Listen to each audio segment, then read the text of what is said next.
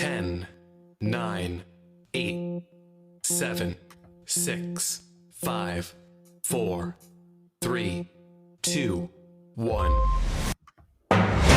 Live from London, this is The Sunday Late Show with Shaniqua Edwards-Haid, and you are listening live. Welcome to The Late Late Show with me, Shaniqua Edwards-Haid. Today I'm joined by Education and Legal Policy Officer and caseworker Declan O'Driscoll. Today we're discussing the hidden schooling crisis faced by children from Gypsy, Roma and Traveller communities. Why are schools still such hostile places for Gypsy, Roma, Traveller children? This is Teachers Talk Radio, and you are listening live. Tune in live at ttradio.org or join in the conversation by downloading the Podbean app and following Teachers Talk Radio. #TT Radio. Hi everyone, happy Sunday.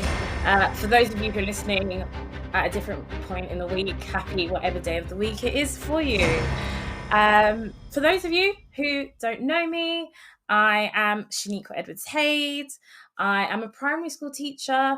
I currently work in a primary pupil referral unit. I am a science lead and humanities lead.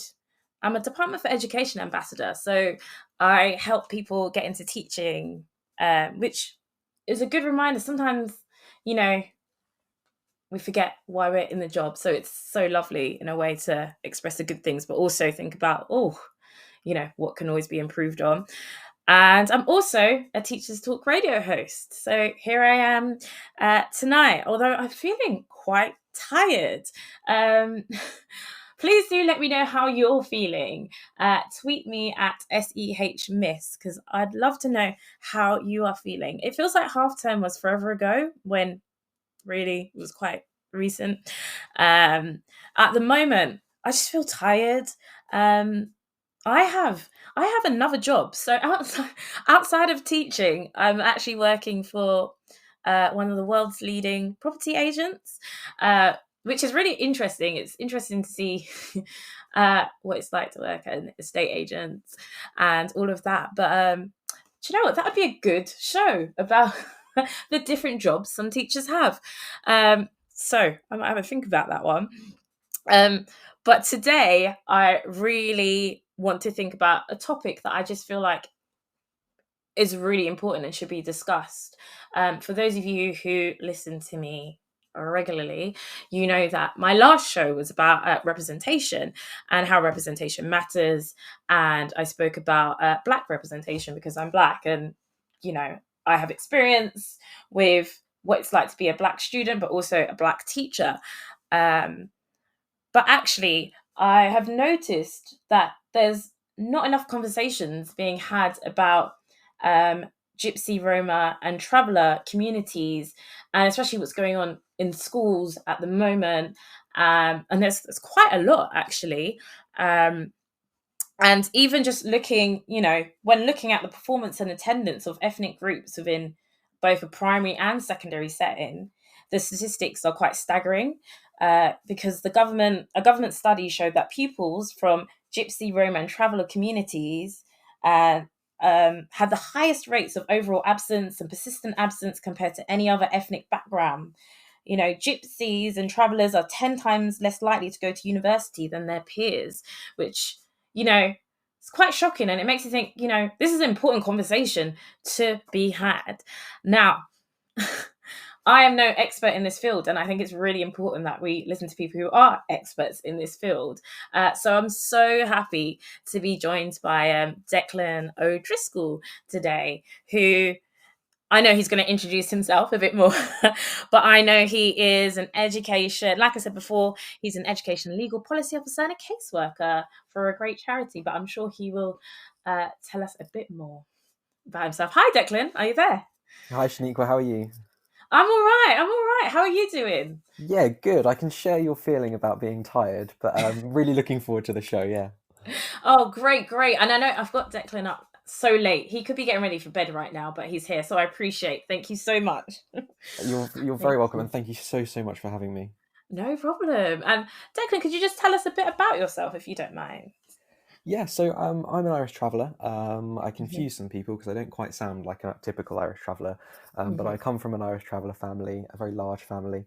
And currently, my role is at work is working for the traveller movement, and I do casework specifically around education, and I do get involved in some of our policy stuff as well. But otherwise, oh gosh, I crack. I'm also a trustee of an academy trust, Oh so I wow. like to do that in my spare time. And Yeah. really, my background is in law, so that's kind of where I'm stepping to at the moment, looking to get my training contract, but gaining some amazing experience along the way. Yeah. So I've got lots of first-hand experience of my family members and I, how our experience of education is, but also in my role, I'm doing this kind of day in and day out, living and breathing this. Wow, well, you're the perfect person to talk to then, because I just think it's so important to talk to someone who, has lived and breathed through, who actually is, from this community or from one of the communities that we talk about. I think so often we hear other people telling us things, but I'm like, you're not even from that community, you don't know. So it's good to actually hear from someone. Now, before we even begin, I feel like it's important to get a definition across because I hear so many different wordings, and actually, if I'm correct, so today I wanted to use the wording Gypsy, Roma, and Traveller communities. Can I just get from you what is the correct wording? Because sometimes I see people write GRT, and I'm sure some people right now are probably like, "Huh, what are you talking about?" Yeah, So, this is quite a similar conversation to the BAME conversation for Black, Asian, and minority ethnic people. yeah. Gypsy, Roma, and Traveller is a term that's used a lot in policy. It's used a lot as very much an umbrella term, and something that kind of a lot of people can relate to. Hmm. Um, but all Gypsy, Roma, and Traveller communities are different. They're distinct. They have different heritages. So, for instance, Roma have links all the way back almost over 1,000 years to India and traveling across Europe, which is why we see so many fantastic Roma communities across different countries in Europe and here at home. And my background is Irish traveller, so obviously coming from Ireland, Yeah. and again very distinct, very different ethnicities, but we come together quite often because we face similar difficulties.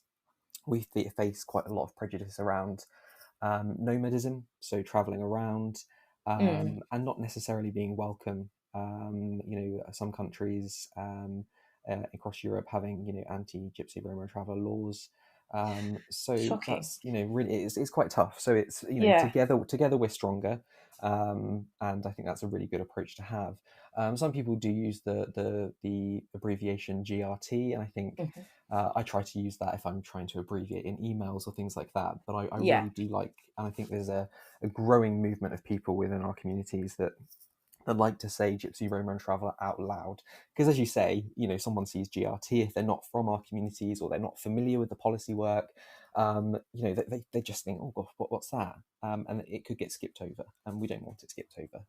No, no, not at all, not at all. So we'll make sure we're using Yeah. the right wording because, like you said, we don't want it to get skipped over. And I think you raise a good point there that actually there are many different people and groups who fit under the umbrella term of gypsies, Roma, and travellers used in society. But actually, it can include, I guess, Roma people, Romani gypsies, Irish travellers, Scottish gypsy travellers, Absolutely. new Yeah. travellers, even travelling show people.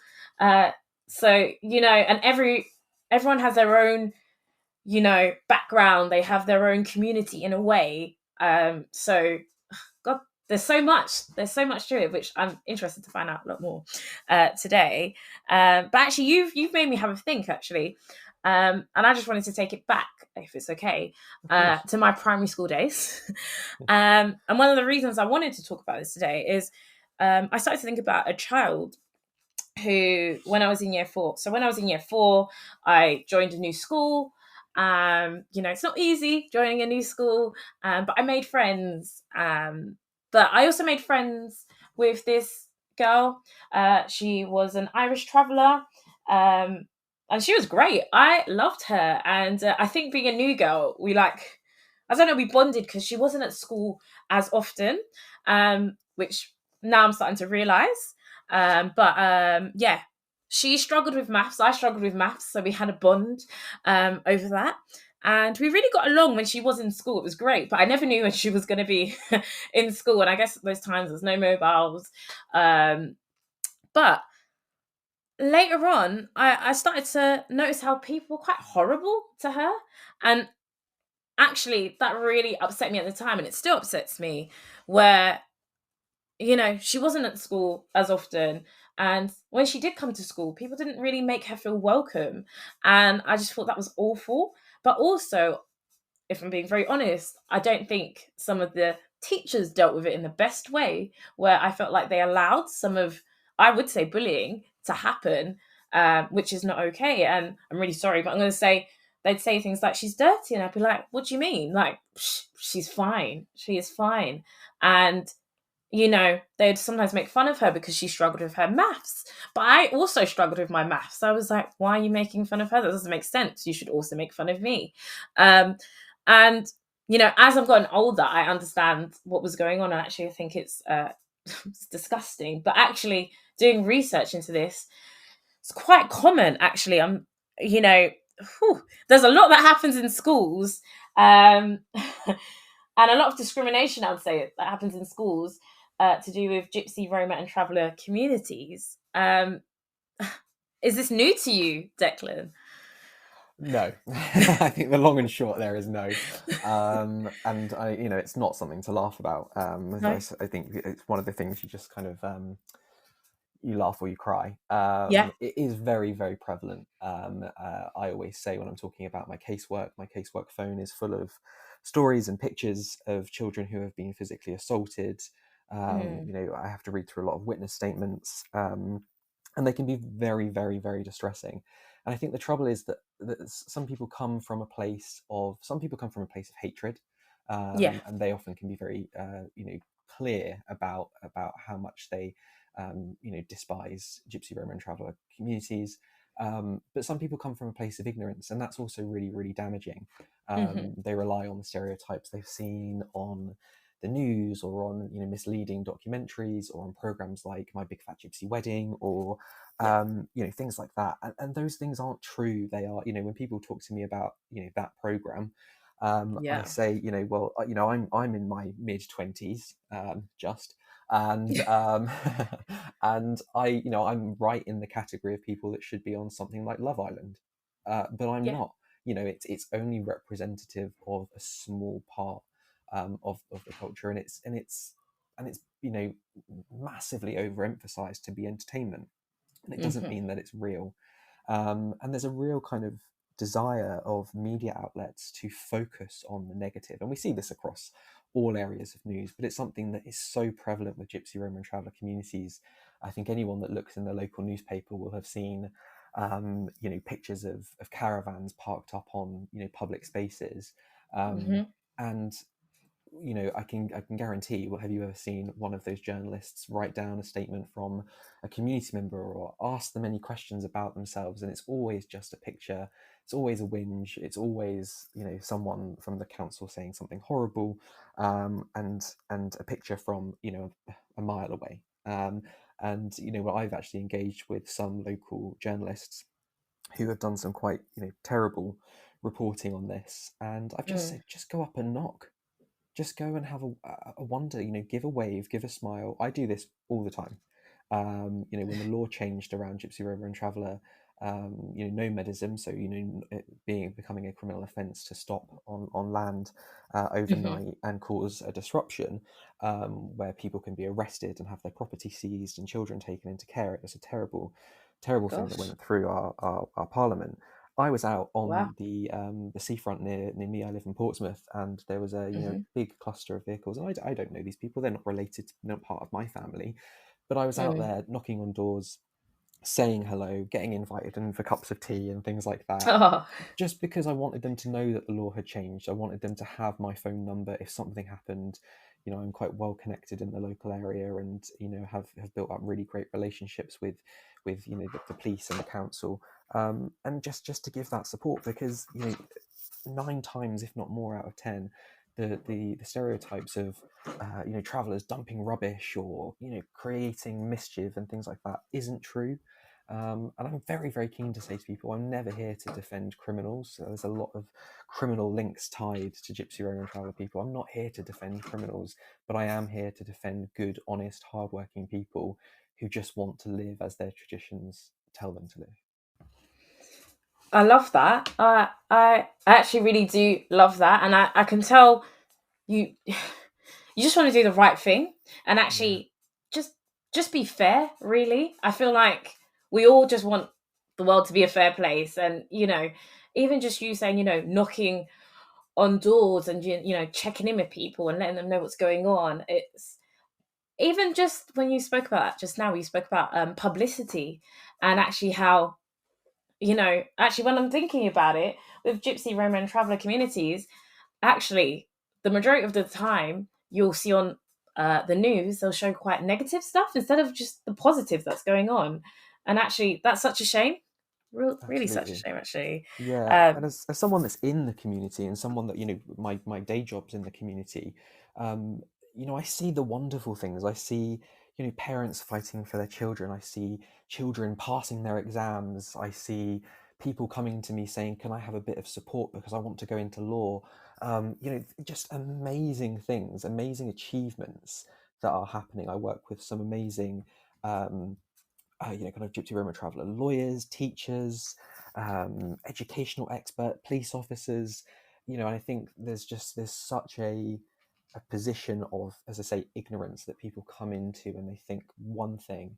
They think that being a Gypsy Roma or Traveller is about living in a caravan, driving around, creating mischief, and that's simply not true. 80 to 90% of Gypsy Roma and Traveller people live in bricks and mortar accommodation. They do not live in caravans. But as soon as someone finds out about the heritage, if they hear an accent, if they listen to a tradition, if they've gone to a particular fair, I faced it at school. Even with my accent, living in Portsmouth, if I was to tell, I even told my friends that I was from a traveller background, the word gypsy comes out or gyppo comes out, and it's just a laughing point, and it's just seen as fair game, and that's so sad. And I think it's you picked up on it as well, which is that sometimes that ignorance does steep into all areas of society. And that can unfortunately sometimes be teachers in my experience. Not all teachers by an absolute long shot, but a few teachers here and there just don't always see that Gypsy, Roma and Traveller people are their own distinct, ethnically protected group by law. That using words like pikey, which is a dreadful word, and I hate having to use it, but I want to use it because I want people to know that it is a dreadful word. Words like jippo, tinker, all those sorts of horrible words, because they're used with a racial motive, they are racist, and those should be taken as seriously as all other well-known racist sentiment towards any other minority or ethnically protected group. So that's something we really do want to see. Thank you for sharing that, because actually teachers do listen to this, and actually some teachers might be aware of what's going on, but some might not, of the wording. I'm sure they are, but actually I think you raise a good point there, where actually there's specific words if I hear and I'm like, whoa, that needs to be dealt with immediately. It's really important. I just hope the same thing is done with those words, because actually even when you said them, it made me feel sad, because actually it reminded me of words I'd hear as a child, and I was thinking, God, do they still say these offensive terms? And the fact that you said that makes me think they probably do, and that's really quite upsetting. Actually, it happens. It's just so commonplace, and that's what's so disheartening about it. And I think if you put yourself in the position of the child, to hear that we know assemblies on racism happen in schools, and I think a lot of them are very competent. So you hear that certain words are unacceptable or certain sentiments are unacceptable, but then if you are called something that insults your very being, your culture, your family, and then there isn't that equal response to that, that sends a really awful message to that child that they are somehow second to other people. And that's really often where the start of problems come from in education for Gypsy, Roma and Traveller children. Definitely. That's what I was thinking. And I was just thinking, if I was a child going through that, that's not going to make me want to like school, enjoy it, or want to be there if actually I feel like I don't actually feel like a part of the school community. And I think we're going to delve into that a bit more, because I feel like there's ways we can be, as teachers and educators, there's ways that we can be making Gypsy, Roma and Traveller children feel like they are actually part of the school, because they are, but actually, Yeah. the representation's not there. So I do want to go into that with the representation, but actually, since we're talking about school, I'm going to actually talk about achievement, because I'm going to go to some statistics now. And pupils from Gypsy, Roma and Traveller backgrounds have had the lowest attainment of all ethnic groups throughout their school years, which is quite interesting because, I usually hear about working class white boys, and I hear about Caribbean black boys, and that's a big conversation. But actually, I feel like the conversation about Gypsy, Roma and Traveller backgrounds is not had enough. Where actually, if we look at early years, only 36% of Gypsy and Roma pupils and 39% for Traveller of Irish heritage pupils achieved a good level of development. If we look at Key Stage 4, the disparity is greater. And, even looking at further and higher education, pupils from Gypsy, Roma and Traveller backgrounds are also less likely to stay in education after the age of 16 compared to pupils in other ethnic groups, with just 73% of Irish Traveller pupils and 66% of Gypsy and Roma pupils staying on in, and I'm taking this back a bit, 2016, 2017. So already, I'm just thinking, whoa, what are we doing? What can we do? But why is this going on? What's happening, Declan? Now. I think that's a kind of a $64 million question, because it comes from all angles. But I think for me, really, the central point is that Gypsy, Roma and Traveller children are reminded so often, and it's not necessarily direct, but sometimes it can be indirect. It can be little things, little attitudes, little bits of media here and there, that they're taught, and they believe. I have family, and even myself when I was younger, you believe that you can't do things that other people can. You believe that education isn't for you. It isn't your place. And unfortunately, those stereotypes are perpetuated everywhere in the media. I've had the misfortune of hearing even MPs, members of our own parliament, say that and to deliver sentiment that Gypsy, Roma and Traveller children are just somehow inherently not suited to education, and that's the reason why. And it's not true. It's behaviour that's learned and taught. And if you aren't, let's remember, school is such quite an intensive place. You're there, 5 days a week. You've got lots to get on with, lots of responsibilities, especially as the years go on. And if you don't feel welcome in that environment, it's a challenging enough environment. We probably remember our own secondary school experiences. It's a challenging enough experience for any child. But when you're made to not feel welcome, when your concerns aren't addressed, when bullying isn't addressed, when send assessments aren't happening for whatever reason, those are the things that say to you, along with some elements of within the community, and I think that's not necessarily created, that's delivered, that's intergenerational, and we see that with kind of intergenerational illiteracy. I would say that the majority of the clients that I've had, very much struggle to read and write. These are adults with incomes, with children, but they do struggle to read and write. Some of them to a point where they cannot read and write at all.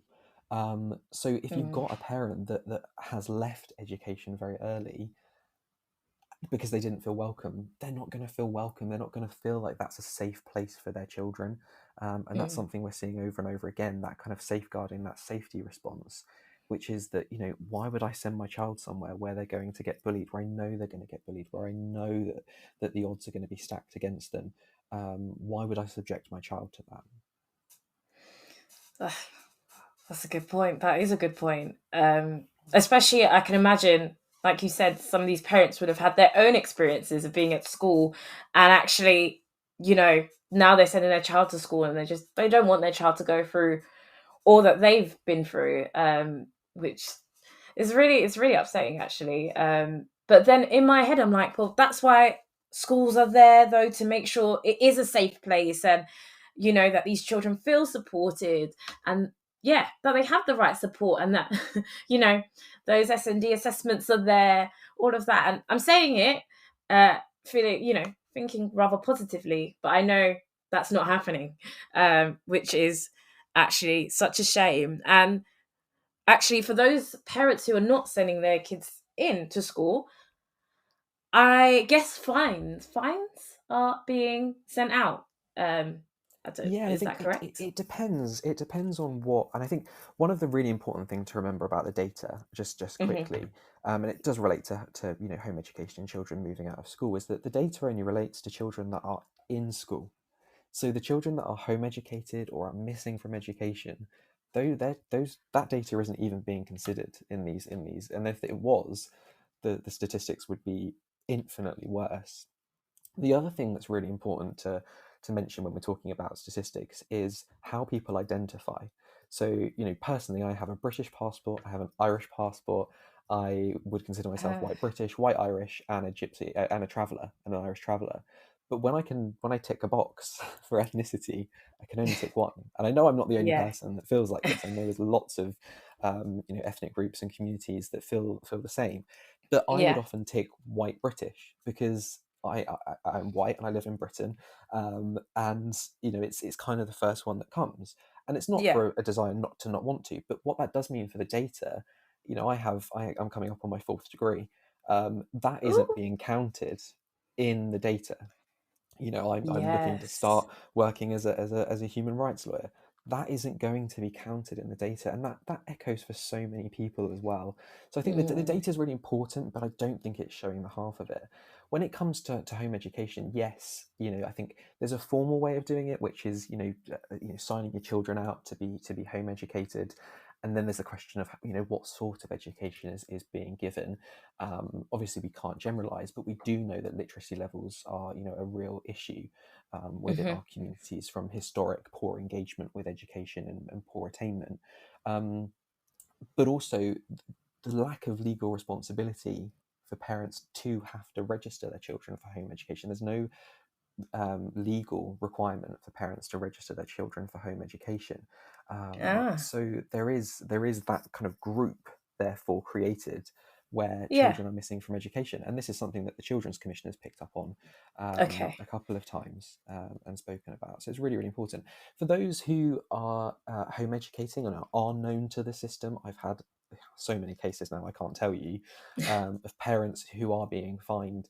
But the thing is, when you dig into the reasons why these children are being home educated, and I've had clients, I've got friends who educate their children at home, and they're really, really good at it, and they make the most of it, and they really do a great job. But when you speak Yeah. to them, they will always say, near enough, that their first choice wouldn't be to do that.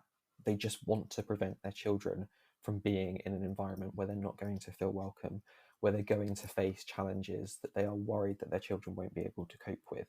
And I think we'd all want to make sure our children are, safe and protected. So I think it's understandable. But the trouble is, as you say, with Mm. fines and school attendance orders, is Yeah. they do arrive, when that home education is assessed to not be suitable. And Yeah. the last thing, I want to see, and I'd hope anyone want to see, especially teachers listening, is children not receiving an education, especially during their Hmm. mandatory years. So that there has to be a response. But my question would really be: is criminalising parents, using the magistrate court system, using fines, and having the power in law to imprison parents for non-payment of fines or severe cases, is that the right response? When we Mm. know, and I can tell you from experience that so many people who home educate their children would not choose to do so. That's a good question. That is a good question. No, that is a good question. And actually, it's making me think anyone who is listening, and even if you're listening to this later on as a podcast, please do let us know. Let us know, what you think about this. Please do feel free to tweet me at SEHMiss. You can tweet us at TT Radio Official. And Declan, do you have a Twitter? I do. Yes. Are you going to ask me what it is? Yes, please. Yes, please. If you don't mind saying. Yeah, no, of course. I believe it's at Declan O'Driscoll. But I will come back to you if I'm wrong, because I can't quite remember my handle. Declan, I thought it was at Deck O'Driscoll. Maybe it is at Declan O'Driscoll. Oh, no, am I wrong? No, it is. No, you are right. It's Deck_O'Driscoll without the apostrophe. There we go. There we go. See, I knew. It's just so quick on technology. You can just whiz it out, and I don't think I've ever spoken it aloud before. But yes, at Deck O'Driscoll, you can find me on Twitter. There we go. But Declan, at one, you raised so many good points, but actually, you raised the point where actually not all. Well, I guess statistics. Don't always identify everyone correctly. Like you said, there's only usually one box you can choose. And sometimes people don't tick, the box that is geared towards the Gypsy, Roma and Traveller communities. And actually doing a bit of research, it's quite sad actually. You found like a lot of young people wouldn't tick that box.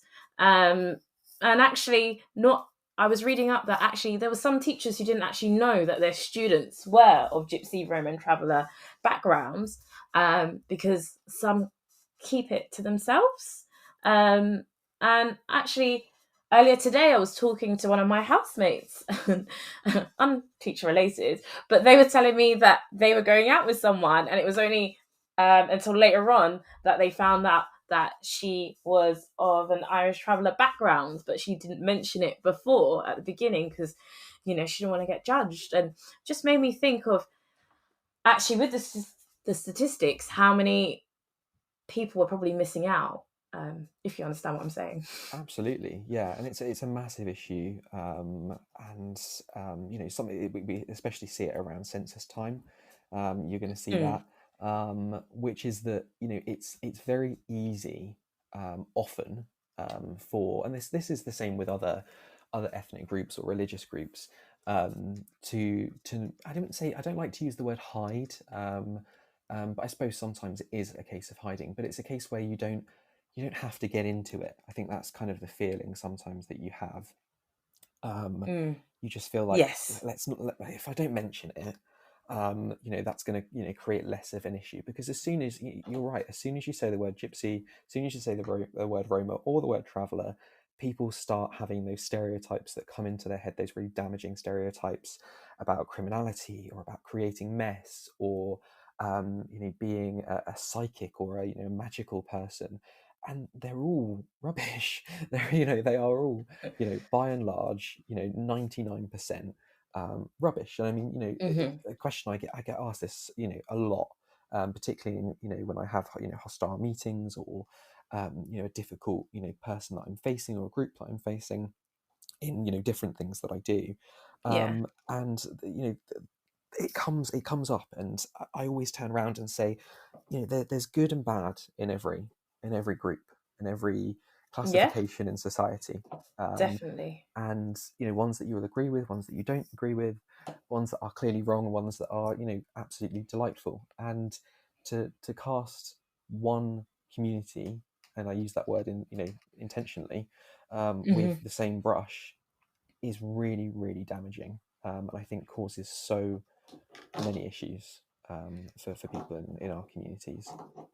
Definitely agree. So damaging. And when you are saying it, I'm like, you're right, actually, because I hear so many people tarnish people. It's just for one person does something and it's the whole community. And in this sense, there's loads of communities within this community that we talk about. So I really think, we talk about ignorance, but I think it's so important to get educated as well. I know how I feel, and I made it very clear last time, how I feel when people get like really where they're quite ignorant about things to do with, just me being black. And, I know that that's affected my schooling, how people have treated me in the past and all of that. So actually, to even think at the moment, of Gypsy, Roma and Traveller communities and how people sometimes tarnish them all with the same brush, and they don't actually tend to research or educate themselves on what's happening. I really think that's why this conversation is so important right now. So even thank you, because it's making me think about, the attendance. We can say the attendance issue, because I have seen that discussed quite a bit. And I've heard some schools saying, what can we do? What can we do about, and I think that there's lots of things we can discuss about what can we do, and we will. But even with the attendance, I remember talking to one head teacher who thought about getting some of the parents in to do lessons. But then, every parent will feel very differently as well. Some might not feel comfortable. So there's just a lot to think about in general. Just you're making me think, actually. What can we do? What can we be doing? I'm sorry, I can only apologise. No, it's great. It's great. I'm hoping loads of educators are listening and we get loads of ideas.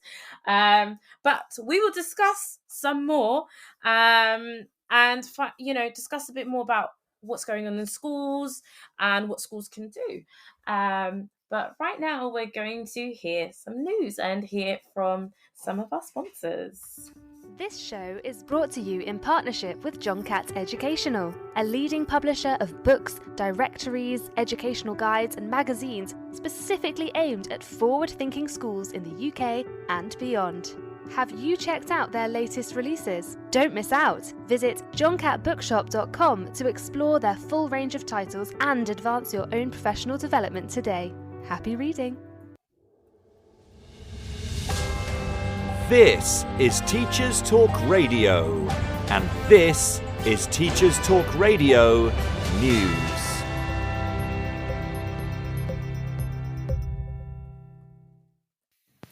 The BBC has relaunched the 500 Words Writing Competition. The competition was first launched on Radio 2 in 2011 by its then breakfast show presenter Chris Evans. The UK-wide contest continued until 2020 with Evans' successor Zoe Ball.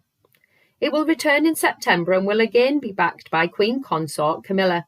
It'll also be supported by Sir Lenny Henry. The announcement was made on Thursday the 1st of March, World Book Day, on BBC One's Breakfast News programme. BBC Breakfast presenter John Kay said, "We are delighted to be championing 500 Words and look forward to stellar entries from talented, aspiring young writers." Up until 2020, the competition had received more than 1 million stories, all written by children and adding up to more than 440 million words. Judges on this year's panel will include teachers and librarians, as well as best-selling authors, which will include former Children's Laureate Mallory Blackman and Charlie Higson, author of 5 of the Young Bond novels. The grand final will feature 50 of the best entries from 2 different age categories, and it will take place on World Book Day 2024. WhatsApp messages sent by government ministers and civil servants during the height of the pandemic have been causing a stir in many circles since The Telegraph published its series of stories giving insight into a usually private world. Several teaching unions hit out at what was described as contemptible comments made in the WhatsApps by former Education Secretary Sir Gavin Williamson. In the messages, Williamson appeared to suggest that staff were looking for an excuse not to work during the pandemic. There were also comments made by former Health Secretary Matt Hancock, who referred to teaching unions as a bunch of absolute arses. Sir Gavin was seen to reply, "They really, really do just hate work." In a perhaps ill-advised series of tweets this week, Sir Gavin Williamson attempted first an apology, saying the comments were aimed at some unions and that he had the utmost respect for teachers. But many of those replying pointed out that unions are made up of teachers and that cannot be separated. They and union leaders went on to point out that teachers worked throughout the pandemic. National Education Union Joint General Secretary Mary Bousted went on to say that she hoped that the present Education Secretary, Gillian Keegan, did not share the contemptuous attitude whilst the current pay dispute continues. Whilst the pay disputes continue in England, they are possibly just getting started in the Channel Island of Guernsey. NASUWT leaders on the island say that local members have voted overwhelmingly in favour of industrial action over pay and workload. According to a report in Guernsey Press, strike action was backed by 9 out of 10 voters who took part in the ballot. 57% of members voted. Teachers in Guernsey have been offered a 3-year deal with a 5% increase in 2022, a 7% increase in 2023, and an increase of 1% below inflation in 2024. Meanwhile, in Scotland, the EIS union has suspended all planned strike action after a new pay deal was offered. The 12.3% increase on the current pay rate has been welcomed by EIS leaders, who are said to be recommending its members accept the offer. The union will ballot its members on the deal, which would see teacher pay rise by £5,200 in April. Scotland's Education Secretary has welcomed the suspensions of strike action, but the NASUWT's General Secretary, Dr Patrick Roach, said the offer was paltry, and whilst it would ballot members, its campaign of strike action and action short of strikes would continue. Finally, while strike action causes disruption in schools, the Eastern Daily Press reports that some families have opted for family days out to local tourist attractions. Many of the attractions have created special offers and promotions to make the most of possible extra visitors on planned strike days. Banham Zoo and Africa Alive offered free entry for up to 3 children per paying adult. A spokesperson for the attraction said they hope to provide an educational experience for children to learn about the planet and the environment. This has been your Teachers Talk Radio News with Joe Fox. This is 2 Minute Tech with Steve Woods, your tech briefing on Teachers Talk Radio. Hello, this week we're going to talk about tech for well-being. We all have tech all around us, but what do you do to strike a work-life balance when technology makes you available 24/7? During the pandemic, parents having the ability to directly message or email teachers increased, and for good reason. The issue now is some schools have continued to maintain this communication. Here are a couple of ideas to let tech make your communication a little easier. First, you need to read your school's policy on replying to messages. This will outline what you're expected to do. A lot of systems have an auto response or an out-of-office reply. When you're taking a break, switching this on can send an automated message to let people know you will respond in a timely manner. Here is where you could quote the school's policy. Do not disturb is another setting you could use to stop devices notifying you between set times that you decide. You can also set this so certain people, like family and friends, can still alert you. Delayed response is a setting in a lot of email applications. If you want to create emails at unsociable times, you can set them to send at specific times, allowing you to work when you like, but not go against any timing set out in school policy. Why not tell us what you do with tech for your well-being at TT Radio Official? I'm Steve Woods, and that was 2 Minute Tech. 2 Minute Tech with Steve Woods, your tech briefing on Teachers Talk Radio. Well, that was some great advice there from Steve Woods. I actually need to, look after myself a bit more. So I might actually start getting those out of hours messages in place. Declan, do you have any of those out of hours automatic response? Absolutely, yeah. I like to manage. manage. I like to manage expectation as well. I think is a really good thing. If you're away or you're doing something, it's nice for people to kind of know where you are. I think particularly in my role, some things can be quite time sensitive, so you can get a lot of phone calls, a lot of emails coming through, and it's just nice to be able to give people that reassurance, but also you enough space to be able to do what you need to do. That's so true. That is so true. I used to think, as a teacher, I probably don't need that, but actually I might. So thanks, Steve Woods, for that bit of advice there. But if I take us back to our session today, our show today, for those who've been listening already, you'll know that I've got Declan O'Driscoll with me, and we are discussing, the hidden schooling crisis faced by children from Gypsy, Roma and Traveller communities. So it's been interesting so far. I've even learned quite a few things already, actually, from Declan. I have so many more questions to ask and so much more to discuss. But I've got something to ask you, Declan. Have you ever heard of the T code? Yes. yeah, definitely had a few questions coming about the T code. Yes. Okay, so some people are probably like, huh? Some teachers will know what I'm talking about, and some will be like, huh? What do you know about this, Declan? Well, it's one of the many codes that can be used to explain an absence from school. Specifically, the T code, and I believe the letter T has been used to relate to traveller, can be used when parents are travelling for the purpose of work, and the children therefore travel with them.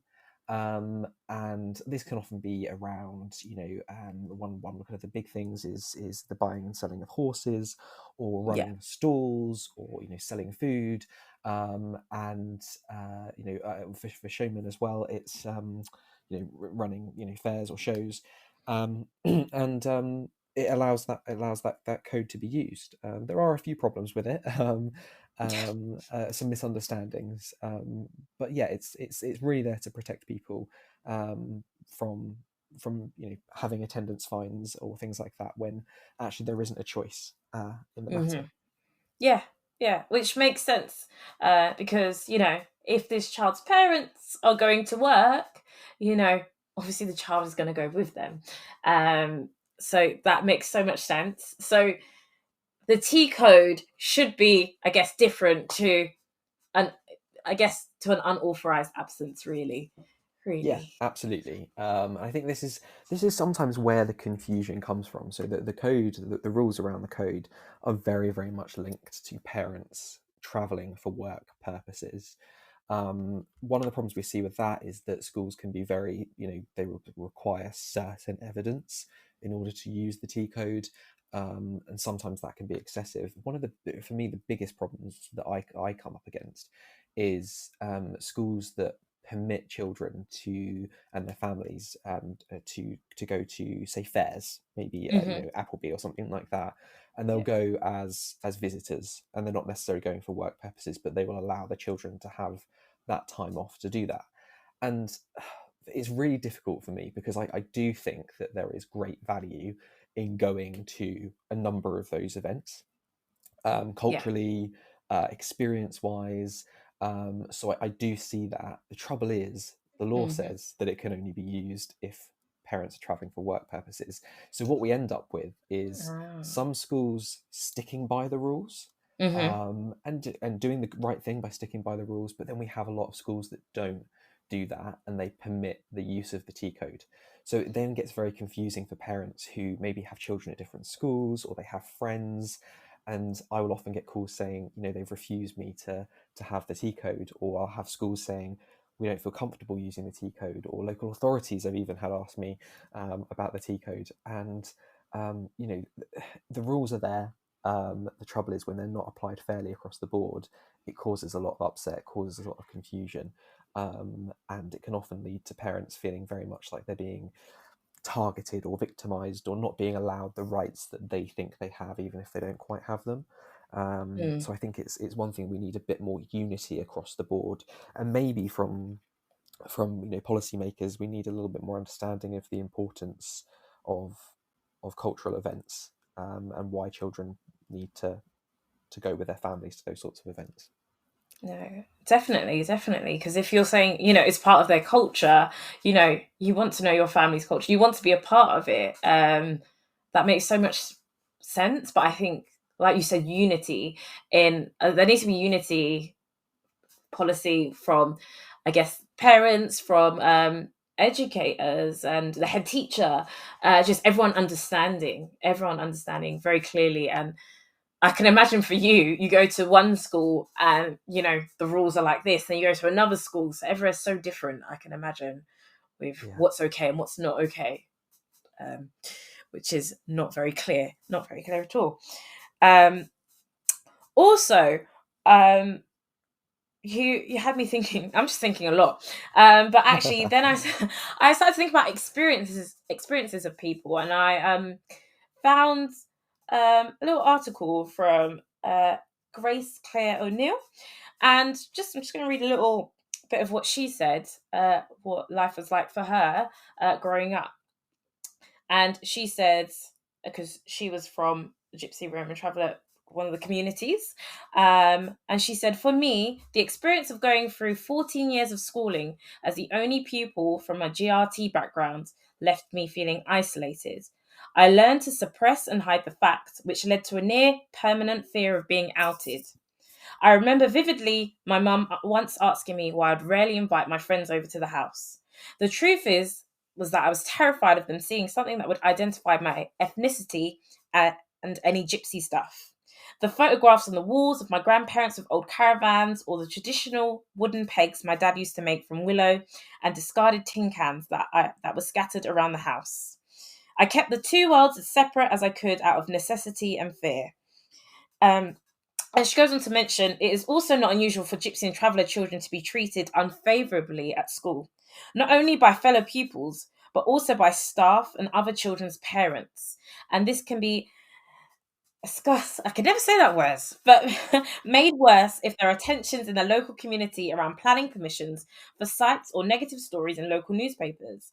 And it said a recent study by the Traveller movement found that 1 in 5 Traveller pupils felt they had to leave school due to bullying, and 2/3 of those surveyed felt bullied by their teachers, which you have mentioned already, but actually just makes me sad that actually we talk, when we think about bullying, we think about bullying, a child bullying another child. But then to think about, these children feeling like they are being bullied by their teachers. And I think earlier you kind of mentioned, words being used. And if a teacher allows that, that's not great. And I totally agree. But then we get to the point where, teachers bullying. Do you find there's cases going on to do with teachers bullying children communities? Sadly, yeah. I'm sorry, I sad. was so quick to jump in there because I was like, No, no, please. there are. It's one of those things that it's really difficult. I do a lot of work with teachers' unions and teachers and schools individually, and I never want to kind of throw the net out and say that this is all teachers, because it's far from. But there are examples where I've come across personally in cases where the behaviour has been far from what it should be. One example would be a teacher berating a traveller child about a coat that was bought for them by the school, and the child was hanging a coat up on the peg, and it fell off, and she ordered him out of the classroom in front of the class. And said that he needed to respect the property that he'd been given, and that his parents hadn't worked for that coat, and that he should be more respectful, and that sort of stuff's horrendous. Yeah. I mean that's a could have been a throwaway comment, awful behaviour, but then we see some stuff that's really persistent. And there's one case study that I use, and it's kind of got I call it a title, which is a seat at the table. And one of my early clients, actually, when I first started taking on cases, who she now home educates all of her children. Her child was in reception, and he, for the first 2 months, wasn't allowed to sit at a table with other children. He was the only child, and he had a space in the corner. He was given separate work, and he had to sit at the corner. And this was obviously complained about, and nothing really happened. And I remember, one day he was allowed to. This was before I took on the case, which was actually around a planning issue. As interesting as Grace said in her article, he was eventually allowed to sit at the table after some other staff had complained and said, actually, we found this out and we don't think this is right. So he was allowed to sit at the table, behaved impeccably. And when he was walking home that day with his mum, he held her hand and said, I'm so, he was almost in tears. He was so happy that he was allowed to sit at the table. And obviously mum is in absolute hysterics, trying to hold back the tears, thinking, it shouldn't be that way. It shouldn't be a case that, children are literally having to fight just to sit at the table. And as I say, this is a case. This isn't every school. There's some amazing schools that I've worked with that do particularly in reception, amazing transitions. So one school that I've worked with in Lancashire, who they set up an outdoor play area with a very high GRT percentage, and they have an outdoor classroom that's created a bit like a jungle. So for they've recognised that a lot of Gypsy, Roma and Traveller children, when they're coming into the school, maybe, and same as other children as well, not necessarily, haven't had the experience of what it's like to sit at a table for a longer period of time, and therefore are more likely to exert behavioural issues, and for those things to escalate. So having that kind of halfway, taking advantage of the weather, having a bit of a classroom outside where you can lay down or you can stand up or you can do that for a little while, it allows that transition into school, and is a really great example of kind of early intervention on how to engage with the pupils and understand and appreciate who Gypsy, Roma and Traveller people are, and then work to help develop the behaviour that's needed to be in a school. Because we can't just expect it. It's the same with any community, but we do see it a lot with Gypsy, Roma and Traveller because of that pre-existing ignorance and misunderstanding. We just need to see that little bit more understanding, those really good examples, and that can really cut down a lot on those bullying examples. No, that makes sense. It's still shocking to me that that's going on, but I don't know why I'm shocked, because these things do happen. But I'm just like, it's disgusting, because I can just imagine how much it affects these children and also their families. But I do agree, and I think teachers, must educate themselves on what's going on the children in their class, on the communities, on with all the different communities, really, and I guess ensure that they challenge their own prejudices. I can never say that word, but you know what I mean. That word. That is oh gosh, I can't believe that. Maybe we'll cut that out. But yeah, they should be able to. They should, because that is important, and I think representation does matter, and even to think about a lot of these children, there's no representation for them. They go into the classroom and there might not be another Gypsy, Roma Traveller child there. Even just thinking about, I had to take a step back and think for myself and think, do I have any books related to these communities, so these children feel like a part of the class? Or even if, and for example, right now in my class, I don't think I have anyone who does identify as Gypsy, Roma or Traveller, part of that community. But why are my children not being educated regardless? Why am I still not showing them that representation? Where I'm like, well, I need to talk to my school and get some books ordered. We need to start thinking, I think that's just really important, representation. Would you agree? Absolutely. And I think that's that's one of the reasons why I am so for Gypsy, Roma and Traveller History Month. I get very involved every year, particularly within education. And I think you've hit the nail right on the head there, where and I've heard this a lot from people. People speak to me, and sometimes in schools they try and impress me or encourage me. That they're on the right side of things, and they say, we've got all these books, and we do Gypsy, Roma and Traveller History Month, and then they'll say, for our Gypsy, Roma and Traveller children. And what they'll do is they'll segregate those children, give them a bit of history about Gypsy, Roma and Traveller background, and then put them back in the class. And that just, it drives me over the edge. I can imagine. It's driving me over the edge already. And I say this very openly, and I've spoken about it, before. And I'm a great believer when it comes to Black History Month, which I think is an amazing event and so valuable.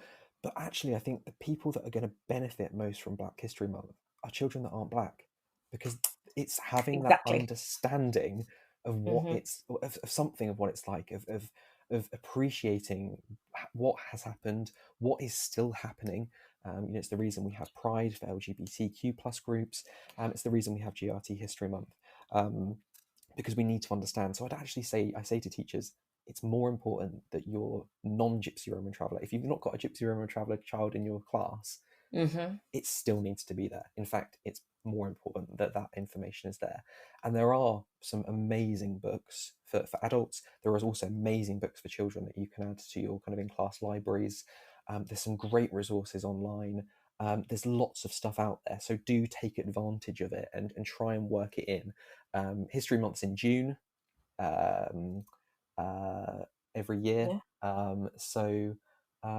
Yeah, it's coming up, so let's make some preparations. We can start planning from now, which is no, that's great. I think that's great, because actually in researching for this show, Declan knows I was so excited because I saw, there's a Gypsy Roman Traveller History Month, and actually I know Declan was like, yeah, do you not know? But I wasn't even aware, and that makes me so sad, because I've been teaching for the last couple of years, and it makes me sad that I'm like, whoa, why have we not celebrated this before?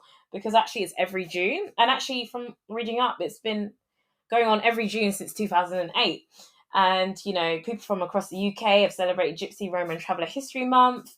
And, I guess it's a way of celebrating, educating and raising awareness of the histories and experiences of Gypsy Roman Traveller people. And in a way, it challenges those myths, but also amplifies the voices of those people from the community. And I love that. And I just think, as teachers and educators, and even head teachers, are we making the time to focus on the diverse histories, cultures, and, the present realities for Gypsy, Roma, and Traveller people?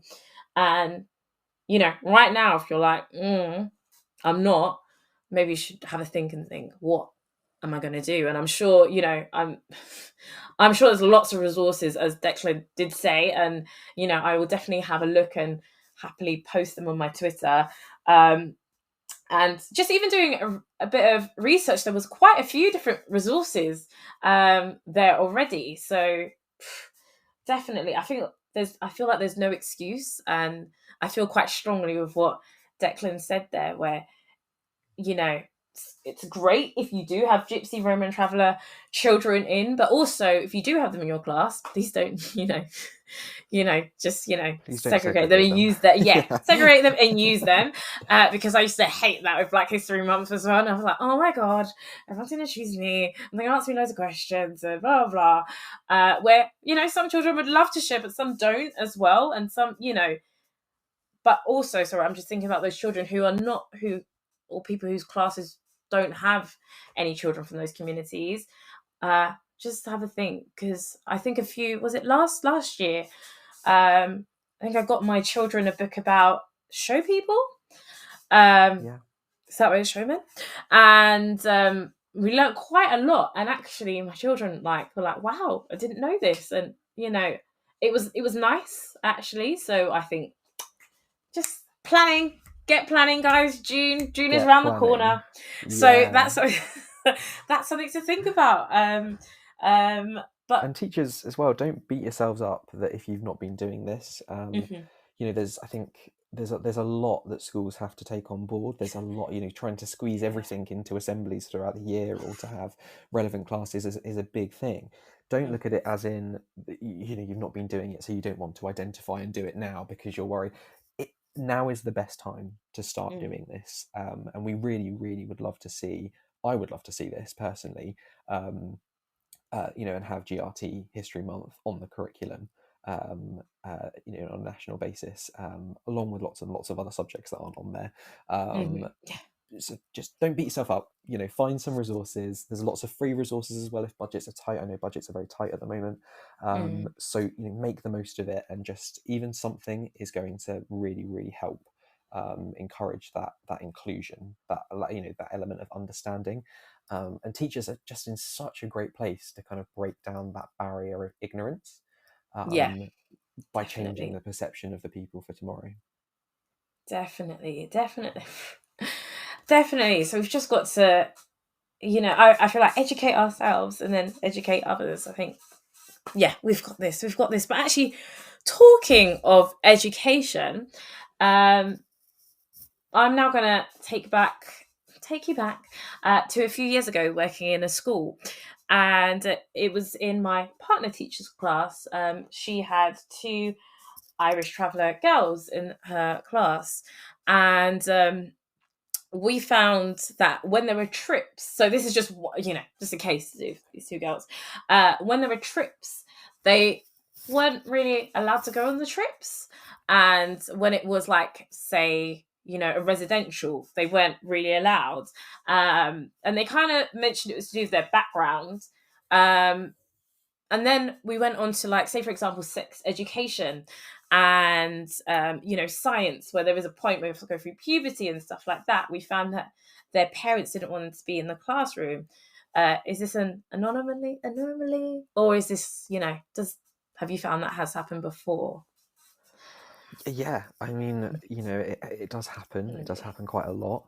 And I think it comes from, and I think this isn't just something that is unique to Gypsy, Roma and Traveller communities. Definitely. And it's not something that is across the entire community, but it's also not something that's unique just to our communities. And I think we have to respect traditions. We have to respect religion. There is that legal right, 100%. And I think the work that has been done to change the law around relationship and sex education has been really positive, making relationship education mandatory in primary and secondary schools, and then more historically making sure that science conversations and discussions around sex are mandatory. And I'm very supportive of them, but I do see a lot of people. I don't get as many calls about this, but I have had calls in the past where parents are concerned. Sometimes it's often to do with innocence. It's often to do with protection. And I think maybe if we kind of think back slightly to the idea of protecting your children and that kind of instinct to protect your children from the world exists around you, particularly when you face huge amounts of discrimination in so many situations that other non-Gypsy Roman Traveller people wouldn't even think about. Things like walking into a pub or a restaurant and being told to get out because you're a traveller. Those things happen all the time. And it shouldn't be. It's completely wrong. So we have to understand that that's where parents are coming from. Sometimes parents come from a religious aspect. I had a case recently where a parent was very unhappy about her primary school child being taught about the existence of gay people. And that was, I managed to calm that. Obviously I wasn't willing to make a complaint against the school because they were following the law. There was no merit in that case, unfortunately. But explaining, having a bit more education around the reasons why that education's there, and the balance between kind of basic kind of religious rights and rights to have your own sexual orientation or gender identity. And that those rights shouldn't be in conflict. They should be both mutually respected, and there should be good boundaries that are set up for both in order to protect both rights at the same time. I mean, I was chatting to a head teacher, and it is a big problem. And I think I think for me it's the lack of consultation. That's one thing that I keep coming back to time and time again. Schools are very, very busy, and they don't always consult effectively with parents, particularly parents that may, for religious reasons, or cultural reasons, may be less likely to want to have their child involved in those sorts of classes. And a lot of the cases that I've experienced are children come home at the end of the day, or they're on the walk home, and they'll say, "Today we learnt about gay people," and parents' ears kind of flick up, and they go, "What?" Because they don't know the context of what that education is. They don't know necessarily that it's mandatory. They don't know what was involved. And they don't necessarily feel that they've consented or that they've had an opportunity to consider and then make a decision. Even if there is no decision with mandatory education, having that feeling comforts a lot of parents. So I would encourage schools to really consider about their consultation. It is meant to be happening, but I don't see it happening as much. One example with there's a multitude of reasons, but RSE was raised quite a lot. A school, so one cohort in a school, there was 35 children in a primary school in a class, I believe, and 32. Sorry, I'll get there. I'll get there in the Still end. big class as well. No problem. I'm just like, wow, what a big class. Yeah, 32 in the class.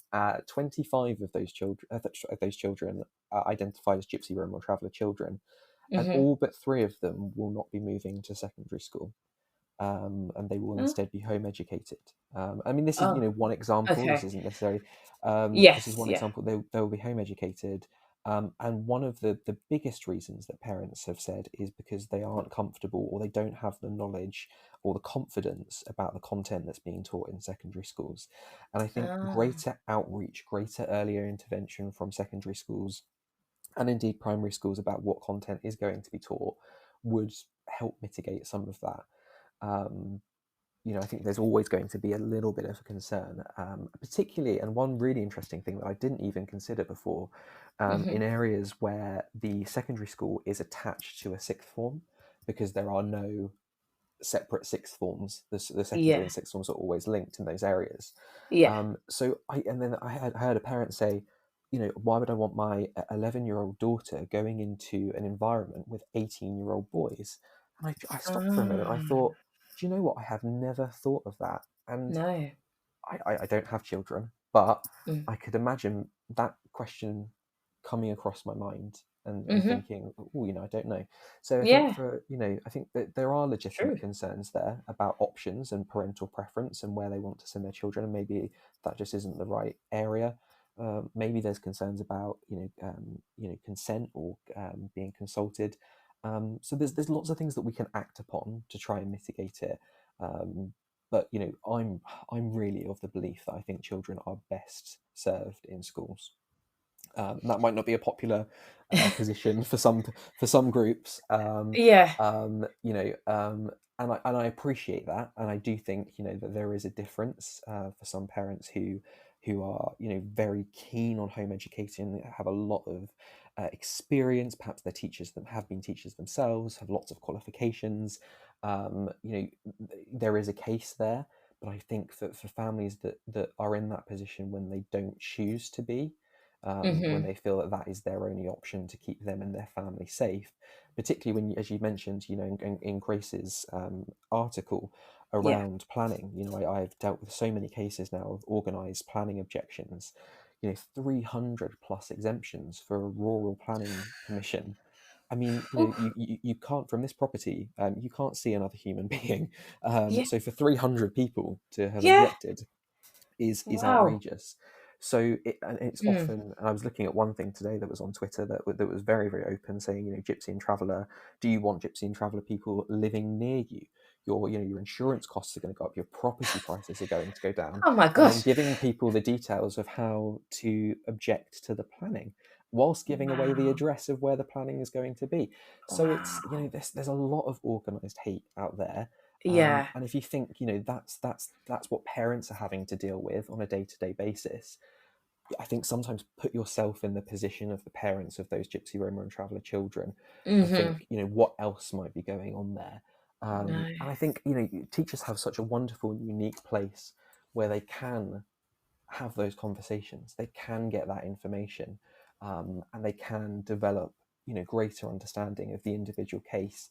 Um, and help that inform their decision making and their teaching practices when it comes to those children. Making sure those children have a reasonable chance, giving them that extra bit of help. Stuff that I know teachers do for all children, but sometimes if you're not aware that those problems exist, you're not always looking for it. So I think that's why engagement like this is really, really important. No, I think that is important. And like you said, just giving these children a chance, because even just everything you just said, I'm just like, it's so sad because already some of the world's already against you, and that's not even fair. So just giving these children just an equal chance to, get out there. But we talk of equal chances, and I work in a pupil referral unit, and exclusions. Exclusions are a big thing, and actually, unfortunately, we see the statistics for Gypsy, Roman, Traveller communities, exclusions are a big thing. Have you heard Yes. about this then? Oh yes. And lots of different kinds of exclusions as well Yeah. going along with this, which is really sad because actually as well, some parents are not as they don't understand everything that's going on as well, and not all schools, because I'm a teacher. I love schools.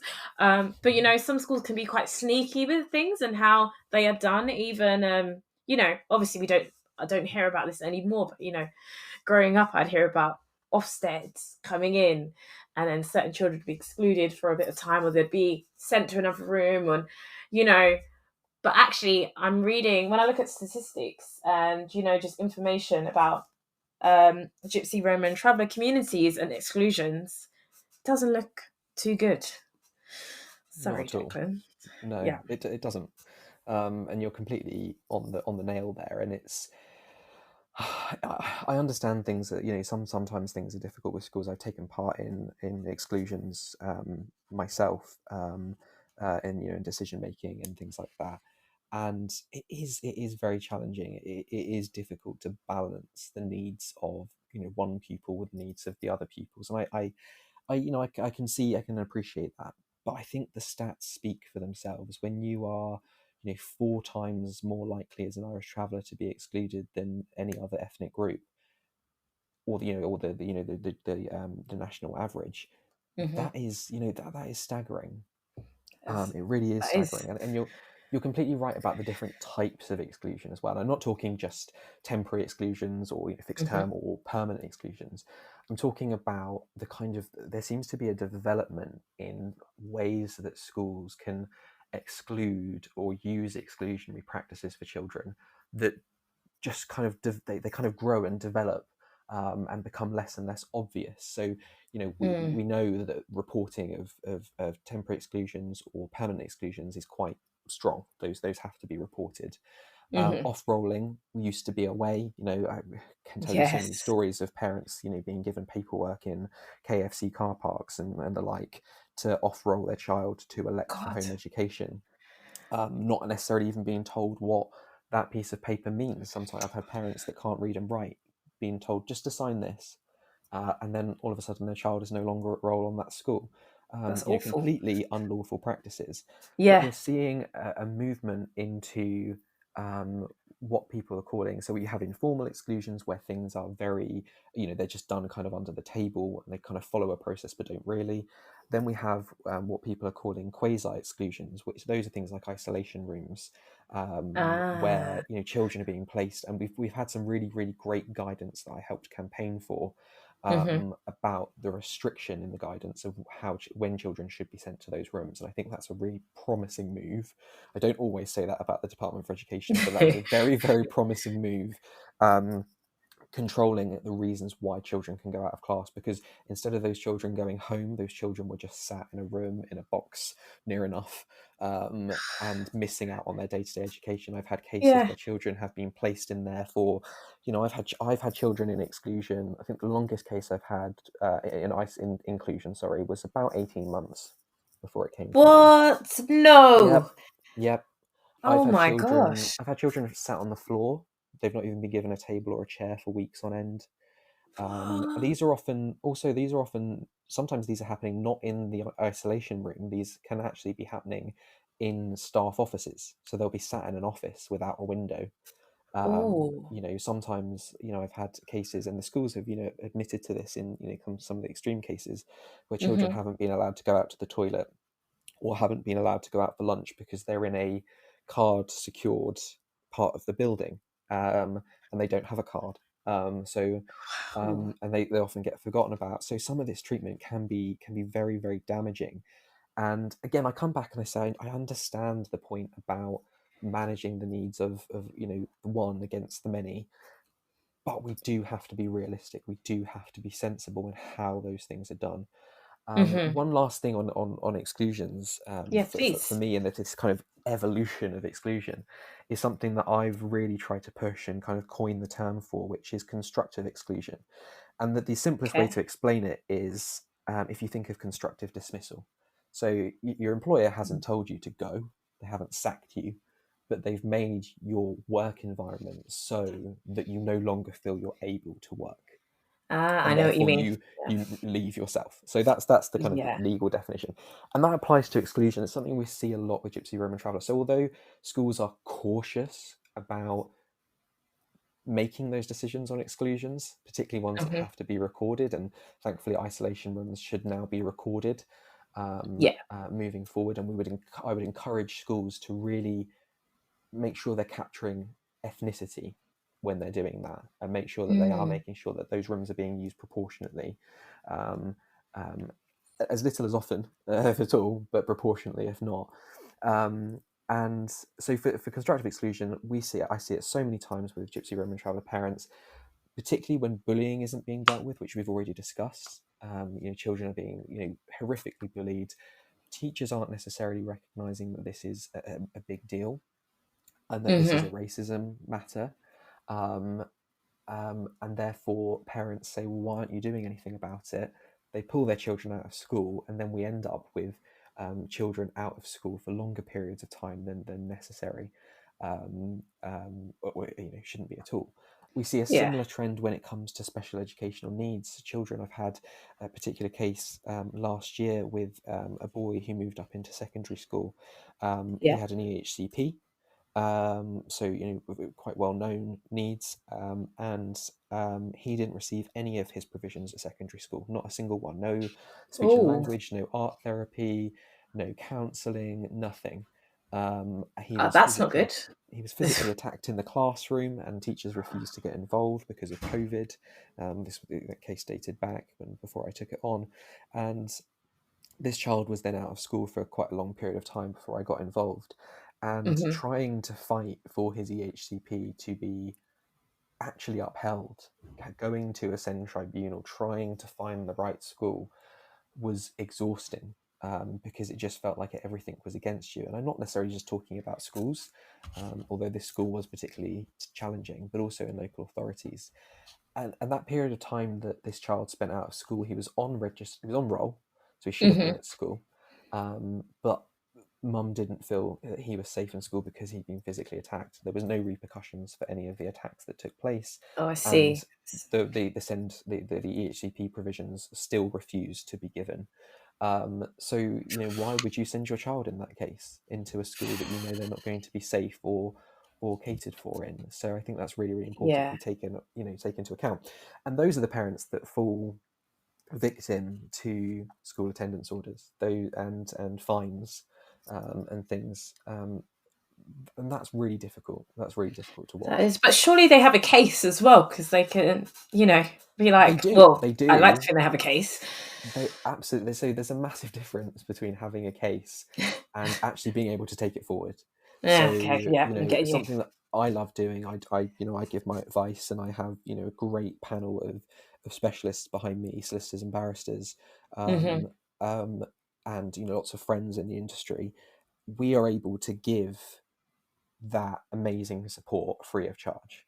But if you don't know that support's there, and that support isn't commonplace, the job I do isn't everywhere, isn't widely used, there often isn't that support, there isn't that guidance, because when the school are telling you one thing and the local authority are backing them up, and you don't know where to turn, I've had people phone me up and they've physically been in court and they've not been able to find any support, any help. There isn't any legal aid help available for school attendance orders or school fines.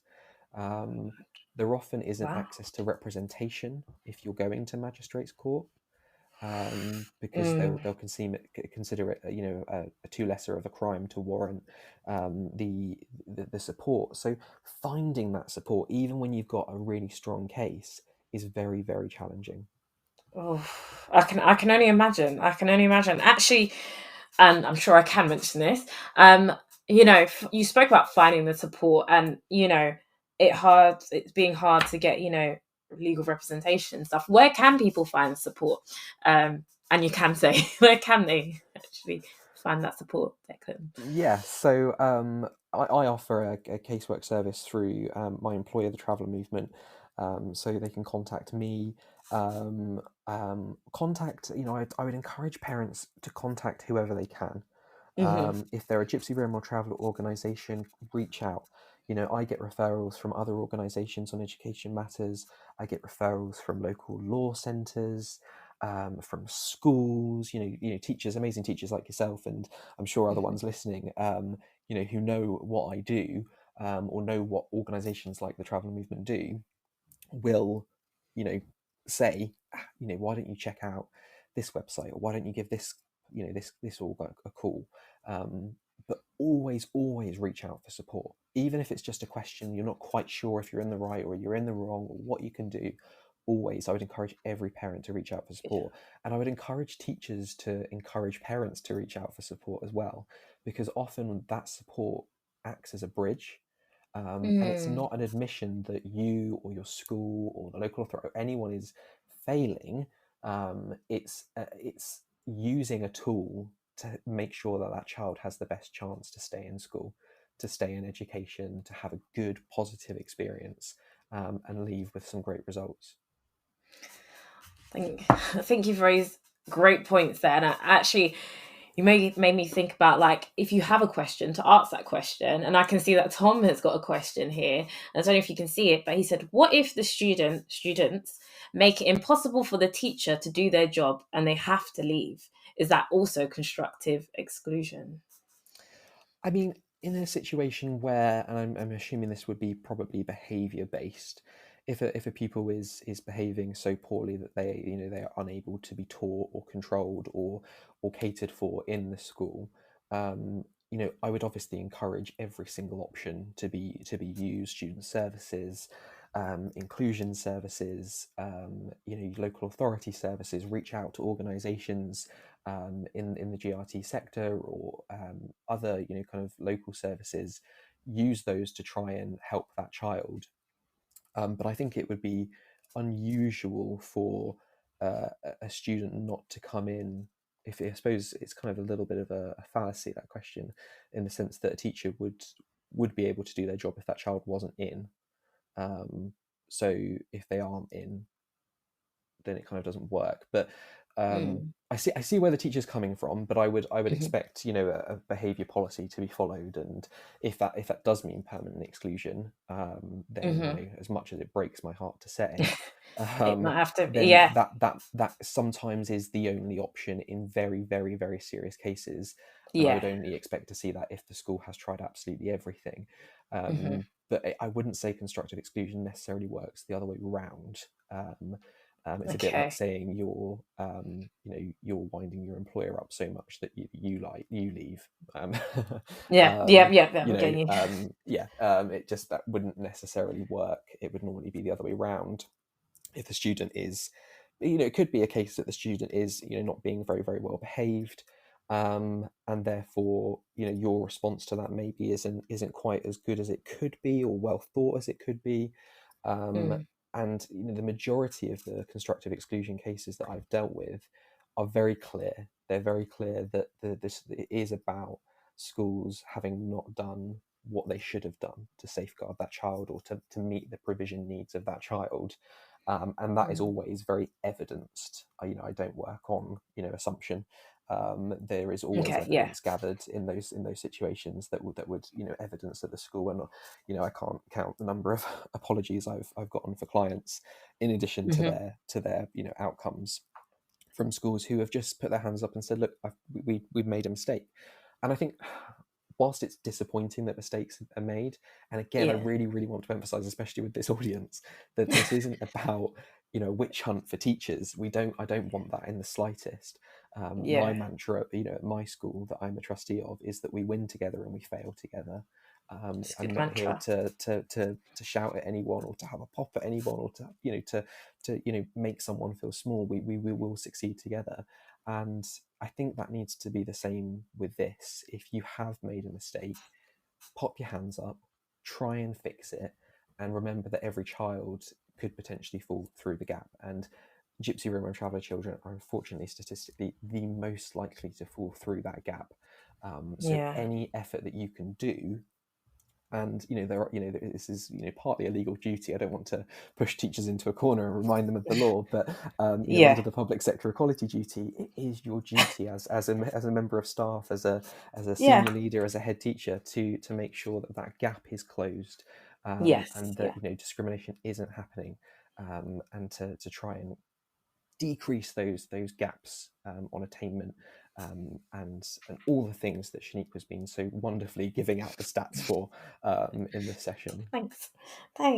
No, honestly, you've been amazing, because I've learned so much, and you give me quite a lot to think about, and I can imagine lots of other educators things to think about. And at the end of the day, like you said, any child and every child could fall through that gap. We don't want that.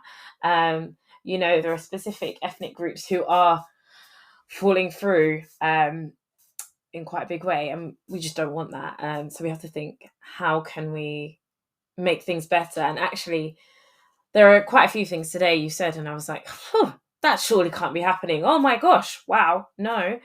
But these things are happening. They are happening. So this, discussions like this is so important. So thank you so much, Declan. Like, oh my gosh, we've been talking so much. I can see our time. It's like basically time. Thank you to you. I really want to thank you, Shaniqua, because you've been so passionate about this subject, and I have had the pleasure of meeting Shaniqua in person at a conference that I was delivering on this very topic, and her passion and enthusiasm for this has really brought this forward. So I want to say a massive thank you for giving me the platform to come on and discuss these points, and I hope that the listeners have taken away and used your session and this session as something that's going to be really positive moving forward. Oh, thank you so much. I appreciate that. And I just think, representation does matter. And I feel so strongly about that. But then I don't think just my representation matters. I feel like there's quite a lot of representation that does matter. But I feel like representation matters. Yeah. That's it. All representation matters. But we need to take the time to educate ourselves. No one's going to be an expert at everything. We need to take the time to educate ourselves. And I think just by anyone who's chosen to listen to this podcast today, you've taken the time to, educate yourself. And like I said, I am very happy to go over anything with anyone. You can tweet me at SEHMiss. You can tweet us at TT Radio Official and let us know what you thought of this show. And you can tweet Declan. Let's see if he knows his Twitter handle. Does he know it? It's at Dec_O'Driscoll without the apostrophe. Yes, love it. Okay, Declan, I'm still going to do this because I want to end our show in this way. And for those of you who do listen regularly, I always end by asking my guest who is their favourite fictional teacher. And we've had quite the range. So I'm interested to hear who you've chosen, Declan. It's not a great one. It's not a great one at all. You should see my head went down when you said that. I was like, no, I'm excited. She's not very aspirational. I wouldn't like to see anyone follow in her footsteps, but I would say Miss Agatha Trunchbull from Matilda would be my favourite teacher. And I'll tell you the reason why very quickly. Okay, go on. I love the musical. I love the film. I love the musical film that came out recently, but it was also the last show that my school in Fareham did, which was Matilda the musical, and the girl that played Miss Trunchbull was absolutely spellbinding. She was amazing. So I think she kind of reignited my love for that kind of evil head teacher, Pam Ferris sort of person. So no, I love that question, and I'm afraid it would be Miss Trunchbull. Okay, no, that's fine. We'll take Miss Trunchbull. We'll take Miss Honey is banned, so we'll take Miss Trunchbull because Miss Honey. There were so many reasons, but she was too nice. That was another thing. She was too nice. So you've gone for the total opposite. Too nice. Yeah, she was Declan. She was taking kids home. Well, she took one child home. But let me not get this started. But yeah, also please do tweet me who's your favourite fictional teacher at SEHMiss. It's been a pleasure again, Declan, to have you on. And don't be a stranger. You're always welcome on Teachers Talk Radio, so don't be a stranger. And thank you again. And thank you to everyone who's been listening. And I'll see you again next month, and we'll talk to each other next month. Have a great evening, everyone. Bye. You've been listening to Teachers Talk Radio. Tune in live and listen back at ttradio.org. We look forward to hearing from you next time on Teachers Talk Radio.